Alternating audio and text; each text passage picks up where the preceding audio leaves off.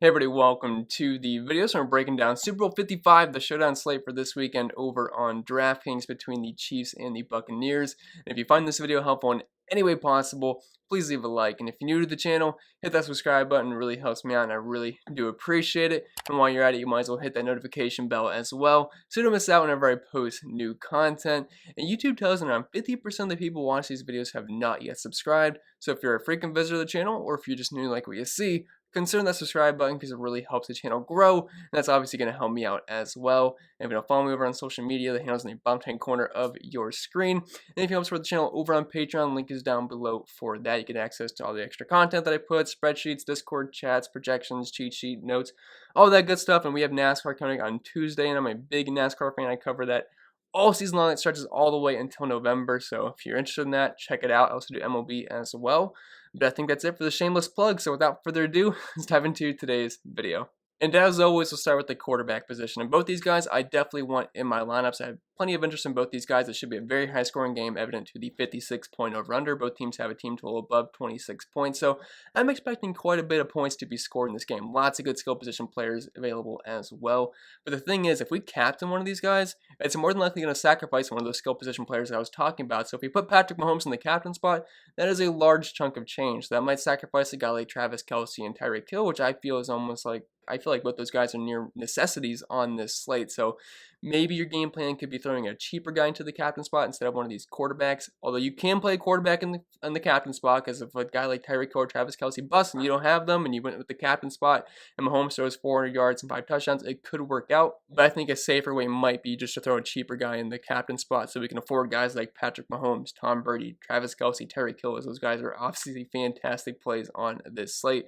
But anyway, getting into it, Patrick Mahomes very expensive here at $12,000, but they have a team total close to 30 here, and the Tampa Buccaneers defense, you want to attack them through the air, not on the ground, and that's perfect for the Chiefs because they don't run the ball that well, but they can throw the ball all day long. I think everyone knows that. Patrick Mahomes can shred any single defense, and last time the Chiefs played the Buccaneers, it was a big day through the air for this Chiefs offense, especially in the first half. But Mahomes ended the day with around 450, 460 passing yards, got multiple touchdowns, had a very, very good game, close to 40 fantasy points.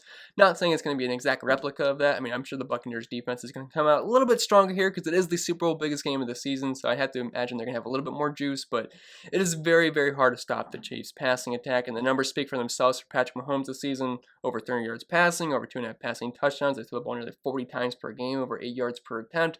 He's got two of the best weapons in football in Travis Kelce and Tyreek Hill, so I don't think we're going to have too many issues with Patrick Mahomes having a pretty strong game. Now, I know the Buccaneers defense is 5th DVA versus the pass, but they're still mid-pack versus quarterbacks, and it's definitely easier to throw in these guys than it is to run the ball. So I think this sets up well for the Chiefs' passing attack, and I would be hard-pressed to make a lineup without Patrick Mahomes in this one. If you don't play him, you're really just hoping he tweaks an ankle or something, or just has the worst game of his life, because it's the Super Bowl, and I think you got to play Patrick Mahomes.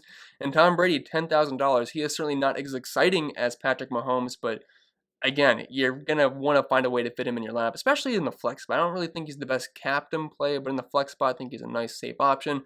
Plus the 3-point dogs here. So if you think the Chiefs get out to a nice lead here, I don't think it's going to be a pretty close back-and-forth game. But if they do happen to get to a big lead, Tom Brady's going to be playing catch-up, and this team has no problem throwing the ball. They got great weapons to get the ball to, and Antonio Brown, Mike Evans, Chris Godwin, Scottie Miller. You have Gronk, Cameron Brate, even Leonard Fournette out of the backfield. So no shortage of weapons here for Tom Brady. And he's also $2,000 cheaper than Patrick Mahomes. So he's definitely a bit more affordable. And the numbers aren't that off from Patrick Mahomes this season. I'm not saying he's as good of a quarterback these days, but 290 passing yards, 2.5 passing touchdowns, throwing the ball nearly the same amount of times per game, not going down the field nearly as much as Patrick Mahomes, but even then, it's not that bad. Now, he doesn't have the rushing upside of Mahomes. Not saying Patrick Mahomes is a big rushing quarterback, but at least he averages 20 rushing yards per game. Always a threat to get into the end zone as well. Tom Brady, I guess, on a QB sneak is a threat, but he's not going to get you 20, 30 rushing yards in a game. That's just not going to happen. Now, it is easier to run on the Chiefs than it is to throw on them, but they're still mid-pack versus the pass this season, DVOA-wise. 16th DVA versus the pass, and they actually rank 24th versus quarterbacks in terms of fantasy points given up per game to the position. So Tom Brady with all those weapons, I think he should have a pretty solid game, especially if they are trailing in this one. So with that being said, I think we can move on to the running back position. Alright, so instead of going straight down the list here for the running backs, I want to group these guys up as a backfield and break it down that way, as I feel like it's a bit easier to talk about. So we'll start with the Buccaneers since Fournette's the first guy that pops up. But this backfield consists of Uncle Lenny at $7,800, Ronald Jones at $2,200, and then Keyshawn Vaughn and LaShawn McCoy, but they're not really factors in this offense. Looking at the snaps last week versus the Green Bay Packers, Leonard Fournette was just shy of 70% of the snaps, and Ronald Jones just shy of 30%, and the other guys just really aren't much of a factor. So we'll only talk about those two guys. Now, from a projection standpoint, Leonard Fournette would be the guy you want. I'd expect him to lead the team in snaps. I'd expect him to lead the backfield in touches, and he should overall have the better game. He's also involved in the passing game, so it's something Ronald Jones really isn't that involved in. But when it comes to the price points, Fournette's at $7,800. Ronald Jones is not nearly $6,000 cheaper at $2,200, and we're looking at his touches the past 2 weeks. It's not like he's non-existent. He had 13 carries the week before last week, or 2 weeks ago, I guess, in football terms last week, and then he had 10 carries last week, and that's 23 total touches the past 2 weeks. If he can get us 10 to 15 touches in this game, that's not that bad at $2,200. No one else at that price point on this slate is expected to get that kind of volume. So I would say Ronald Jones is probably one of my favorite plays in the slate just from a source of value, because we're going to want guys like Tyra Tyrikill, Travis Kelce, Patrick Mahomes, Tom Brady, but we're going to have to get some cheap guys to make that work. But Ronald Jones, if he can get us 10 plus touches at only $2,200, and if he happens to fall into the end zone, that is an absolute steal at that price point. Now, obviously, like I said, Leonard Fournette would be the guy I prefer, but when you can get a big savings like that, $5,000 to $6,000, and a guy that should see at least somewhat close to the volume that Fournette gets, I like that a lot. So I'm a big fan of Ronald Jones on this slate. Now, if we're looking at the Kansas City Chiefs run defense, it is easier to run on these guys than it is to pass on them. They rank 31st DVA versus the run. They're also 25th versus running backs, allowing over 100 rushing yards per game. But something that should work in Leonard Fournette's favor is that they are allowing over 50 receiving yards and close to 6 catches per game as well, which Leonard Fournette is the main pass catching back in this offense. And if the Buccaneers are trailing, that will hurt Ronald Jones' value a bit, and Leonard Fournette will definitely get quite a few dump offs in this game. Would not be surprised if he sees 5+ targets. On the season, he's got about a 9% target share compared to Ronald Jones at 8%, but a lot of those numbers have kind of changed later on in the season as Leonard Fournette has kind of taken over as the RB1 in this offense. But I really like that price point of Ronald Jones, and I think he's one of the best sources of value on this slate. Then moving on to the Chiefs backfield, we have Clyde Edwards-Helaire, Darrell Williams, Le'Veon Bell, and really nobody else that is too important. And I got to be honest, I'm not really interested in any of these Chiefs running backs because these guys are all in a bit of a timeshare. Clyde Edwards-Helaire, Williams, and Le'Veon Bell. He's going to be back this week. He missed last week, so obviously he wasn't a part of the game plan. But last week, Edwards-Helaire and Williams, they both pretty much split the snaps. Darwin Thompson got in there in 5% of the snaps as well. But when you throw Le'Veon Bell in the mix, and it's also a really tough matchup versus the Buccaneers, I just don't feel like there's much upside. Now, the only guy I'd really have too much interest in just because of a price play would be Le'Veon Bell, but I do feel like the touches are going to be very, very limited. I would not be surprised if he gets less than 5 touches here, because it's just, I feel like there should be a pass-heavy approach for the Chiefs.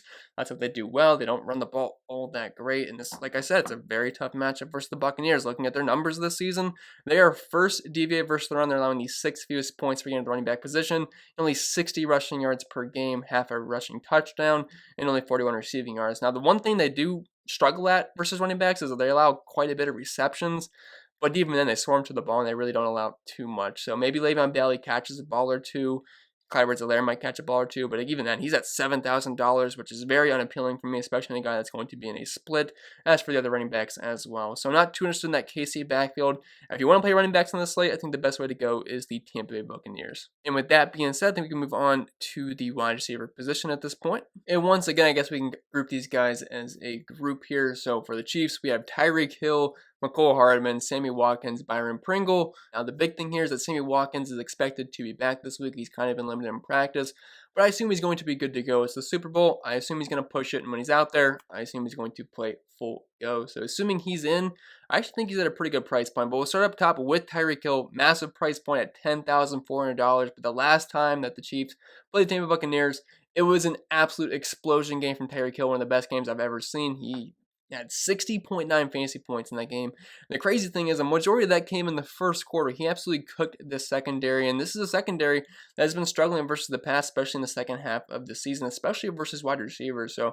I'm not saying Tyreek Hill is going to get just 60.9 points again. That's just not realistic.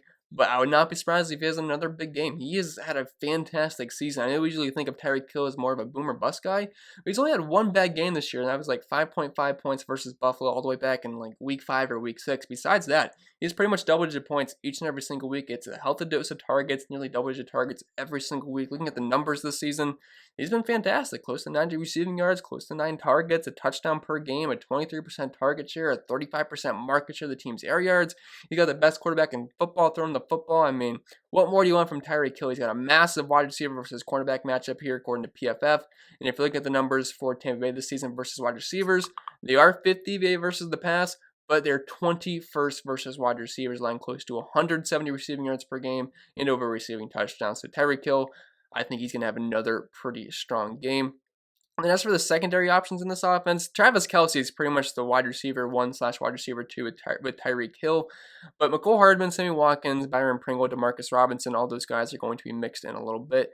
Now, with Sammy Watkins, assuming he is back, he's going to step in as the wide receiver 2 in this team. And at $4,200, he's below McCole Hardman. I expect him to get more snaps, or at least somewhat close to it, but I feel like Sammy Watkins would definitely be the safer option there. In the games that he's played this season, about 5 targets per game, 3.7 catches, 42 receiving yards, a 14% target share. Not impressive numbers, but 5 targets from Patrick Mahomes is not that bad, especially at that price point on a showdown slate. Not saying he's one of my favorite plays, but this is a good matchup versus Tampa Bay.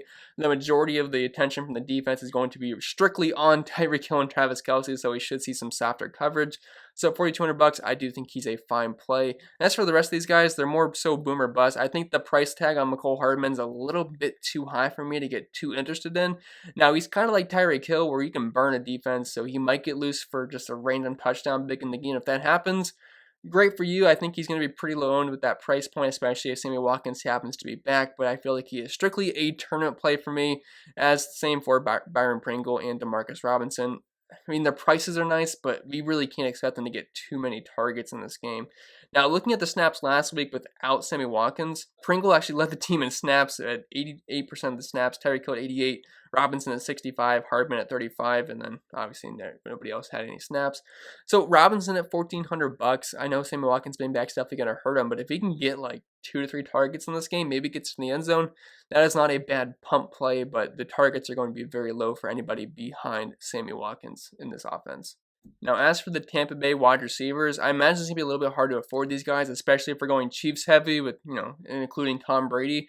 So I'm not sure we have the money just to be able to spend up for a guy like Chris Godwin, Mike Evans, or Antonio Brown. So I'm going to view these guys as more so tournament options. Plus, the Chiefs' passing defense has been pretty stingy versus wide receivers this season. Looking at their numbers, they're allowing the second fewest points per game, only 134 receiving yards and less than a receiving touchdown. Kind of mid-pack DVA-wise, but they do struggle more so versus tight ends than they do wide receivers. But this is a very talented group of wide receivers, maybe the best trio in the league, probably the best. I have a hard time finding a better trio of these guys because Chris Godwin, Mike Evans, and Antonio Brown, that's a very, very talented group of wide receivers, even though Antonio Brown's maybe a bit past his prime. But even then, his numbers have been pretty solid in the games that he's played this season now. I'd rank these guys in order of my interest, exactly how they're priced. So Godwin, Mike Evans, and Antonio Brown. But when it comes to point per dollar, I could see Antonio Brown being the best play between these guys because if we're looking at the volume when it comes to the games that he's played in, he's actually averaging the most targets per game at 7.75 compared to Mike Evans at 6.75 and Chris Godwin just shy of 7. He also has a 19.8% target share compared to these guys being at 18 and 17, or Mike Evans is pretty much at 18%. So it's pretty much a big split between these guys. So it really is kind of hard to pick which one's going to go off that week. But at the price tag of Antonio Brown, I feel like he might be my favorite option. Even though he missed last week, he has been limited in practice. Although he did practice fully the last update that we had was pretty good news. So assuming he is going to be fully good to go, I would say he's right now my favorite option point per dollar wise. But these guys are all big toss up. I'm kind of viewing them as tournament options because I'm going to plan on prioritizing the Chiefs guys and Tom Brady over the wide receivers for the Tampa Bay Buccaneers. And then after the big three, we have Scottie Miller and Tyler Johnson. I would prefer Scottie Miller over Tyler Johnson. Both those guys actually got into the field last week, played a decent amount of the snaps, but that was with Antonio Brown being out. With him being back, that's definitely going to kill their snaps. But if I had to rank those guys, I would say Scottie Miller over Tyler Johnson. But again, that is exactly how the pricing lines up. So I know that's not a hot take or anything, but that's how I would have it. On the season, though, Scottie Miller about 3.25 targets per game, and Tyler Johnson just over a target per game. So the target numbers for them will be very low in this game and hard to come by, especially with the big three being back for this one. Then we'll move on to the tight end position. In tight end, it's pretty simple. Travis Kelce, he's all the way up here, and then everyone else is just beneath the floor. He's on an entire different level this season, and really no one else is even close to him. Yeah, Darren Waller, he had a pretty solid season, but when he compares numbers to Travis Kelce, it's not even close. Travis Kelce has pretty much been an elite level wide receiver this season. Those are the kind of numbers that he is putting up. I mean, he was near the tops of the league in receiving yards this season, which is insane for a tight end, but on the year, 95 receiving yards, nearly 9.5 targets, 7 catches, nearly a touchdown per game, a 25% target share, and a 25% market share of the team's air yards, which is very good for a tight end. So yeah, Travis Kelce, he is one of the best plays on the entire slate, and I really want to get him in my lineup. I know he is very expensive if you are playing Tyra Tyrikill and Patrick Mahomes and Tom Brady. It's not going to be that easy to fit all these guys in, but it is possible because we do have some decent value plays on the slate, or you could take a risk on a punt option that might get a catch or two in this game. Might be worth it just to get in that like 20 to 40 point upside that Travis Kelce has every single time that he steps on the football field. Also has a massive tight end versus linebacker advantage matchup this week per PFF. In the Tampa Buccaneers, they do struggle versus tight ends. They are 50th versus the pass, which is pretty good, but they do rank 23rd versus tight ends, and they struggle versus wide receivers as well. Also, if they want to make their focus not getting absolutely destroyed by Tyra Tyrikill once again, it could be even softer coverage for Travis Kelce. So I realize he's very expensive, but it's going to be a very, very unfun sweat if you don't roster Travis Kelce in this game, because you just know at some point he's going to get into the end zone and have a very, very strong game. And I wouldn't really mess with any of the other Kansas City tight ends like Nick Keiser, Ricky Seals-Jones. Yeah, they get some snaps, but they're just not really involved in the passing game whatsoever. Then for the Buccaneers tight end group, it gets a little bit trickier here because we have Cameron Brate and Rob Gronkowski. Now, Gronkowski still gets the majority of the snaps, but Cameron Brate's actually been a pretty good receiving option for the Buccaneers in recent weeks. He's actually been the better wide receiver better pass catching option compared to Gronk. But Brate's been beat up in practice all week, but it sounds like he's going to give it a go. But if he's limited whatsoever, he's $1,800 more expensive than Gronk. So if you think they're going to get similar work, or maybe Gronk just gets more targets and Cameron Brate's just going to be a little bit iffy out there, I mean, why not just take the discount with Gronk here at only $3,000? And I said the Chiefs passing defense has been pretty solid this season, especially versus wide receivers, but their one soft spot is versus tight ends. They're 16th DVA versus the pass, but they are 26th versus tight ends, allowing over half a receiving touchdown per game and close to 60 receiving yards. I know Gronk's old and dusty these days, but if he can get us like 40 to 50 receiving yards and find the end zone, that's not that bad at all at only $3,000. And there's really no one else we can talk about the tight end position, so we'll move on to the most unfun position to talk about, defense and kicker. Defenses, I don't really like either of these guys. We have a 56-point over-under, and I mean, the Buccaneers defense is pretty solid, but they're also playing the Chiefs, so I have very, very minimal interest. I plan on getting a lot of Chiefs in my lineup, so I guess if I was going to play a defense, the Chiefs at 2,600, I guess, is a little bit appealing. I realize they're on the road and they're playing in Tampa Bay Stadium, but they have the lower implied team total against them at 26.5. Maybe they can get some pressure on Brady. I don't love it. It looks like the weather is going to be at least decent for this game, because I know earlier on in the week it was supposed to rain. Some other stuff I was looking at said the rain's going to be clearing out, or it's not going to rain at the stadium. If there happened to be weather and rain, I mean, that's just a boost for the defenses, obviously, but not too excited about either of these guys. So if I had to pick one, I would pick the Chiefs just because they're a little bit cheaper and they have the lower implied team total against them. And I know Brady has plenty of luck, but he did throw 3 interceptions last week versus the Packers, and there was some ugly interceptions there. So if they can force a couple of turnovers, maybe Fournette or Ronald Jones gets a fumble and get a sack or two, maybe not that bad of a play. And moving on to the kickers, they are what they are. If they hit their field goals, they hit their field goals, but they're very hard to project. You just have to hope that they have field goal attempts and they convert those attempts. But I would prefer Harrison Butker here over Ryan Succop, just because I feel like the Chiefs are going to be able to put up more points.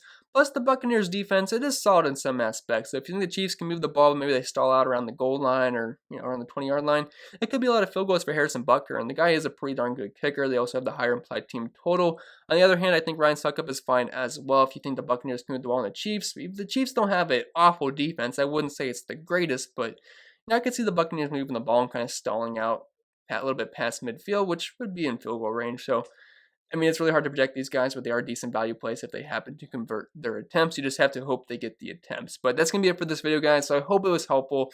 And if it was, make sure you leave a like. And if you're new to the channel, hit that subscribe button. It really helps me out, and I really do appreciate it.